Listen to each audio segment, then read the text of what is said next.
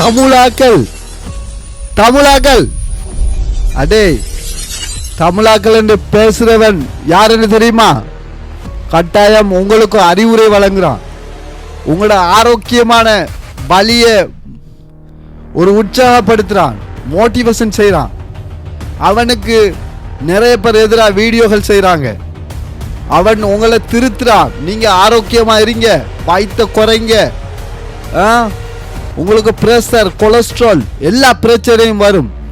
அதான் அவங்களுக்கு ஒரு நல்லதா சொல்லித்தாரான்.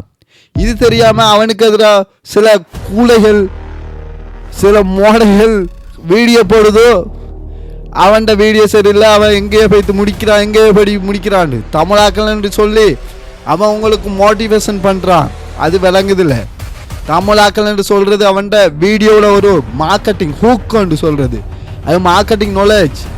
ஹாய் வணக்கம், எப்படி இருக்கீங்க, நான் கதைக்க போகிறது, அதை எப்படி நீங்கள் பேசுவீங்க, அதை கேட்டால் அதை சொல்லிட்டு போனால் நீங்கள் வீடியோ பார்ப்பீங்களா? ஒரு அட்ராக்ஷன் உருவாக்குறதுக்கு தமிழாக்கள் என்று சொல்கிறது. விலகி கொள்ளணும். அது விளங்காம நிறைய பேர் அவனுக்கு எதிராக வீடியோ போடுறதை குறைத்து கொள்ளுங்கள். தமிழாக்கள் என்று பேசுகிற தம்பியோ அண்ணாவோ, நீ கட்டாயம் வீடியோ செய். மோட்டிவேஷனை நிப்பாட்டாத, யாருக்கா வேண்டியும் நீ செய்ய இருக்காத. வீடியோ செய். கட்டாயம் வாழ்க்கையில் நீ முன்னேறிட்டு இருக்கா.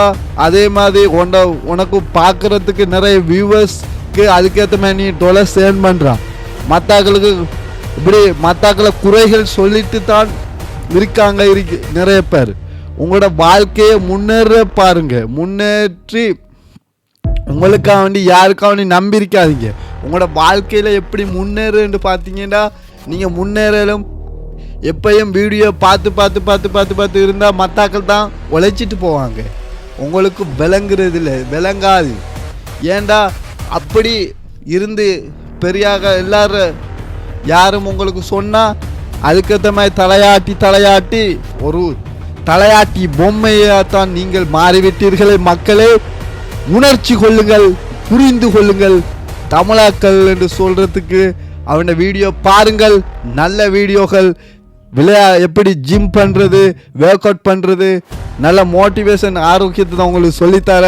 இனப்பிரச்சனையை அதை பிரச்சனையை அவன் உருவாக்கவில்லை, ஒரு நல்லத்தை தான் சொல்கிறது என்ற கருத்தாக அமைகிறது. தெரிந்து கொள்ளுங்கள், அறிந்து கொள்ளுங்கள்.